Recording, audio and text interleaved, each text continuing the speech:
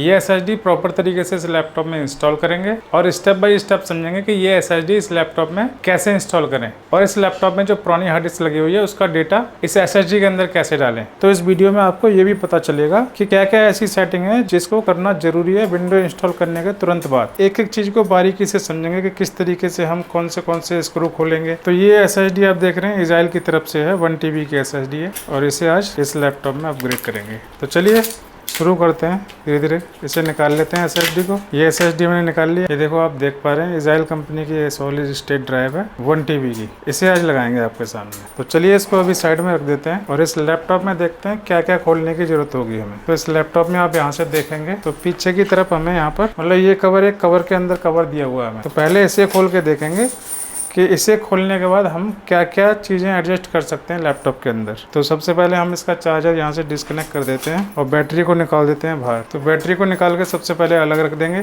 Laptop में RAM change करना हो, SSD लगानी हो या मदरबोर्ड पर कोई और काम करना है तो दोस्तों आपको हमेशा बैटरी निकाल के करना है, क्योंकि कई बार बैटरी लगे हुए अगर कोई कंपोनेंट हम चेंज करते हैं तो शॉर्ट सर्किट होने के चांसेस बढ़ जाते हैं। अब हम स्क्रू ड्राइवर ले लेंगे और इसके पेज को खोल देंगे। ये स्क्रू ड्राइवर हम इस तरीके से तैयार कर लेंगे और अभी इसको साइड में रख देते हैं। हम ये स्क्रू सबसे पहले इसलिए खोल रहे हैं क्योंकि इसे खोलने के बाद ये कवर बाहर आ जाएगा और हम पता लगा पाएंगे कि यहाँ पर हम क्या क्या चीज़ें एडजस्ट कर सकते हैं। इसलिए सबसे पहले हम इस स्क्रू को खोल देंगे और इस कवर को निकाल के एक तरफ रख देंगे। अब यहाँ पर आप देख पा रहे हैं कि आपको रैम दिखाई दे रही है और हार्ड डिस्क भी दिखाई दे रही है। और इसमें M.2 SSD इसलिए नहीं लग पाएगी दोस्तों क्योंकि इसमें स्लॉट नहीं है M.2 SSD का। इसके मॉडल नंबर से हमने वेबसाइट पर पूरी तरह से सर्च कर लिया है। तो हम इसकी हार्ड ड्राइव को बाहर निकालेंगे और हार्ड ड्राइव की जगह SSD लगाएंगे दोस्तों। तो हम इसके 2 स्क्रू खोल देंगे हार्ड ड्राइव के और इसको बाहर निकाल देंगे। एक स्क्रू और है दोस्तों इसमें, यहाँ पे लगा हुआ है स्क्रू, इसको भी हमें खोलना होगा। अब ये हार्ड ड्राइव का केस बाहर आ गया। अब हम हार्ड ड्राइव को इस तरीके से थोड़ा सा ऊपर उठाएंगे, ज़्यादा नहीं उठाना, ज़्यादा उठाएंगे तो ये कनेक्टर टूट सकता है दोस्तों। और पीछे की तरफ खींच लेंगे और हार्ड ड्राइव आराम से बाहर आ जाएगा। अब ये SSD आपको लगानी है इसके अंदर। तो हार्ड ड्राइव हमारी ऐसे निकली थी, SSD ऐसे, या फिर आप यहाँ पर देख सकते हैं कनेक्टर में छोटा और बड़ा इधर है, उसके हिसाब से आप इसको SSD को लगा के और वहाँ पर इंसर्ट कर दीजिए। अब SSD यहाँ पे लग चुकी है दोस्त। अब हम इसका कवर भी यहाँ से निकालेंगे और ये कवर वापस लगा देंगे दोस्त। SSD लगाने के बाद इसमें विंडो भी डालेंगे दोस्तों और विंडो डालने के बाद इसको चलाएंगे, चीजें कितनी तेजी से खुल रही हैं वो सब चेक करेंगे इसमें। देखो दोस्तों जो हार्ड ड्राइव हमने निकाली है उस हार्ड ड्राइव में इंपॉर्टेंट डेटा है हमारा, तो उस डेटा को हम वापस SSD में डालेंगे। ये भी समझेंगे इस वीडियो में कि किस तरीके से हम इसका डेटा बैकअप लेके इस SSD में डालेंगे दोस्तों। बने रहिए इस वीडियो में। मेरी वीडियो आप पहली बार देख रहे हैं दोस्तों तो आप चैनल को सब्सक्राइब कर लीजिए, क्योंकि इसी तरह की वीडियोज में आपके लिए लेकर आता हूँ। लैपटॉप और कंप्यूटर से रिलेटेड जो भी जानकारी आप लेना चाहते हैं, जिस चीज पे वीडियो लेना चाहते हैं वो आप कमेंट करें, मैं आपकी कमेंट के आधार पर वीडियो बनाऊंगा दोस्तों। तो चलिए इसका पेज यहाँ पे कस देते हैं फिलहाल। तो ये यहाँ से हमने पेज कस दिया, दूसरा पेज भी इसी तरह से कस देंगे।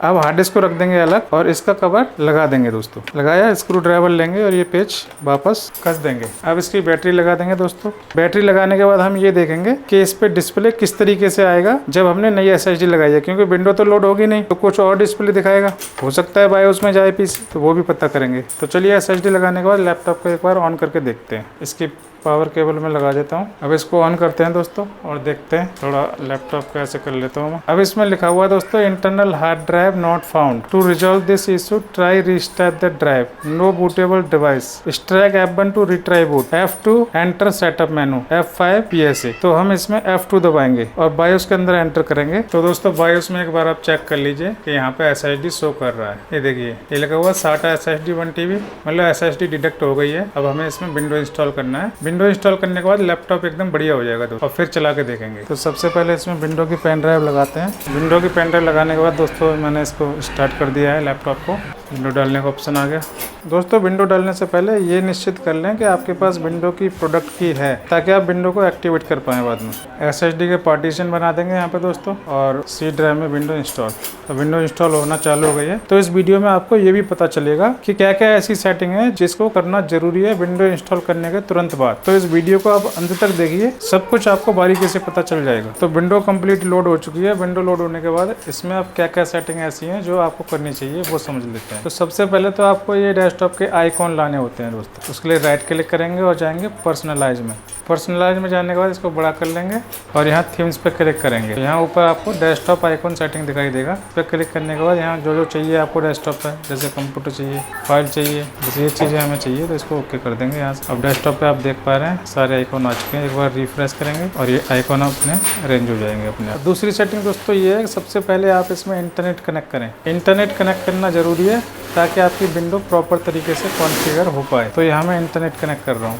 वाईफाई कनेक्ट होने के बाद सबसे पहले आपको लिखना है सी और सी इफ़ विंडो इज़ एक्टिवेटेड, इस पर क्लिक करना है आपको और ये स्क्रीन आपके सामने आ जाएगी। तो यहाँ पे सबसे पहले ये चेक कर लो कि भाई आपकी जो विंडो है वो एक्टिवेट हो गई या नहीं। तो यहाँ पे आप देख पा रहे हैं विंडो एक्टिवेट हो गई है। ये देखो window is activated with digital licence, मतलब इस लैपटॉप पे डिजिटल लाइसेंस था। आप इसमें जब भी सेम विंडो डालोगे तो वो विंडो आपकी ऑटोमेटिक एक्टिवेट हो जाएगी इस तरीके से। ज़्यादातर लैपटॉप में बोर्ड पर ही विंडो की प्रोडक्ट की होती है, तो उससे विंडो आपकी ऑटोमेटिक एक्टिवेट हो जाती है। अगर एक्टिवेट यहाँ से नहीं होती तो आपको प्रोडक्ट की से एक्टिवेट करनी पड़ेगी विंडो दोस्त। तो ये आपने चेक कर लिया, अब ये काम खत्म। और दूसरा काम, तो यहाँ लिखो अपडेट और यहाँ पे चेक फॉर अपडेट्स पे क्लिक करो और यहाँ पे चेकिंग फॉर अपडेट्स लिखा हुआ आ रहा है। अभी बहुत सारे सॉफ्टवेयर आपको यहाँ दिखाई देंगे। ये देखो आप देख पा रहे हैं कितने सारे सॉफ्टवेयर हैं। ये सारे सॉफ्टवेयर अपडेट मांग रहे हैं। जब तक ये सॉफ्टवेयर अपडेट नहीं होंगे तब तक आपके लैपटॉप की या कंप्यूटर की स्पीड नॉर्मल नहीं देखने को मिलेगी आपको। मतलब लैपटॉप या कंप्यूटर कहीं ना कहीं लैगिंग की प्रॉब्लम दिखाएगा कि ऐसा लगेगा कभी कभी आपको कि आपका कंप्यूटर लैग कर रहा है। वो इसी की वजह से होता है। यहाँ से सारे सॉफ्टवेयर हमें एक एक करके अपडेट हो जाने देने हैं। इंटरनेट से कनेक्टेड रखना है आपको अपना लैपटॉप या कंप्यूटर,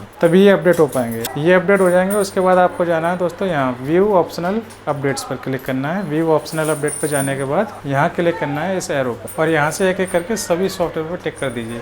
ये जो सारे सॉफ्टवेयर हैं वो अपडेट मांग रहे हैं। इसमें ब्लूटूथ है, वाईफाई है, आपका ऑडियो ड्राइवर है, वो सारे सॉफ्टवेयर होते हैं इसके अंदर। लास्ट में आप डाउनलोड एंड इंस्टॉल पे क्लिक कर दीजिए। सब कुछ अपडेट होने के बाद लास्ट में यहाँ पे अप टू डेट लिखा हुआ आ जाएगा। इसका मतलब आपका लैपटॉप पूरी तरह से अपडेट हो चुका है। उसके बाद आप लैपटॉप को एक बार रीस्टार्ट करके चलाइए और आपके लैपटॉप से आप बहुत अच्छी परफॉर्मेंस ले पाएंगे।